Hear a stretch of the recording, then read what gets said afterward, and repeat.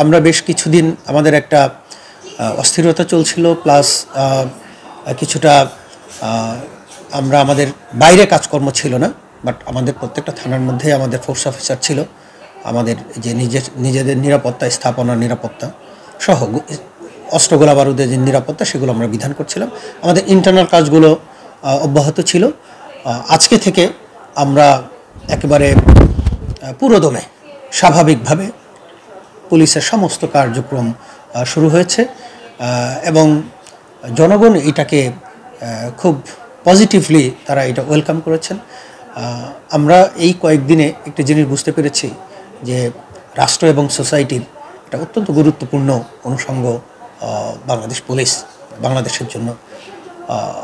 কয়েকদিনে আমরা এটা বুঝতে পেরেছি যে পুলিশ ছাড়া আসলে চলা খুবই মুশকিল।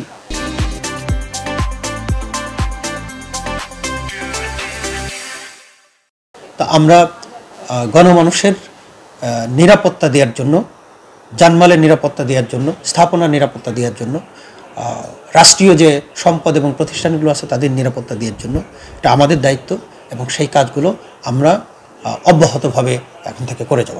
শরীয়তপুরে এই আন্দোলনকে কেন্দ্র করে, এই বৈষম্যবিরোধী আন্দোলনকে কেন্দ্র করে সরকারি বা রাষ্ট্রীয় কোনো প্রতিষ্ঠানের উপরে কোনো প্রকার কোনো আঘাত করা হয়নি এবং কোনো প্রকার কোনো ক্ষয়ক্ষতি হয়নি। যদি কোথাও কোনো কিছু হয়ে থাকে সেগুলো আমাদের নলেজে এখন আসে না, হইলেও হয়তো খুব কম পরিমাণে।